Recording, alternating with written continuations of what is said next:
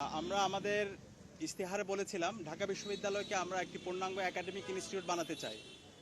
তো বিশ্ববিদ্যালয়কে যদি পূর্ণাঙ্গ একাডেমিক ইনস্টিটিউট করতে চাই, সবার আগে আমাদের এই বিশ্ববিদ্যালয়ের যে পরিবেশ, সেই পরিবেশটাকে নিশ্চিত করতে হবে, সেই পরিবেশটা নিট অ্যান্ড ক্লিন করতে হবে। তো সেই জায়গা থেকে আজকে ঢাকা দক্ষিণ সিটি কর্পোরেশন যে অসাধারণ উদ্যোগ হাতে নিয়েছে এবং ডাকসুর সাথে সমন্বয় করে আমরা যে উদ্যোগ আজকে শুরু করছি, নিঃসন্দেহে সেটি একটি অসাধারণ উদ্যোগ। আমরা শুধুমাত্র এখানে সিটি কর্পোরেশনের আজকে 1300 স্টাফ এসেছে, তারা আজকে আমাদের পুরো বিশ্ববিদ্যালয়কে ক্লিন করে দিয়ে যাবে। কিন্তু এরপরে যদি আমরা নিজেরা যত্রতত্র ময়লা ফেলি, তাহলে এই যে ক্লিনিং আজকের ক্যাম্পেইন সেটা সার্থক হবে না।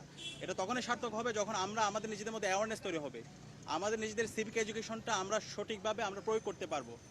ইতিমধ্যে আমাদের সম্মানিত সচিব এবং প্রশাসক বলেছেন, আমরা উন্নত দেশে দেখতে পাই প্রত্যেকটা বিশ্ববিদ্যালয় নিট অ্যান্ড ক্লিন, এবং বিশ্ববিদ্যালয়ে যারা অংশীজনরা আছে, স্টাফ, এরপর শিক্ষার্থী, ছাত্র, তারা বিশ্ববিদ্যালয়কে নিট অ্যান্ড ক্লিন রাখার জন্য তারা সবচেয়ে বেশি দায়িত্বশীল আচরণ করে।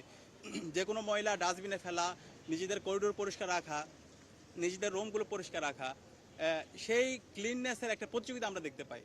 তো আমাদের এই ঢাকা বিশ্ববিদ্যালয়কে যদি আমরা ক্লিন রাখতে চাই, সবার আগে আমাদেরকে দায়িত্বশীল আচরণ করতে হবে।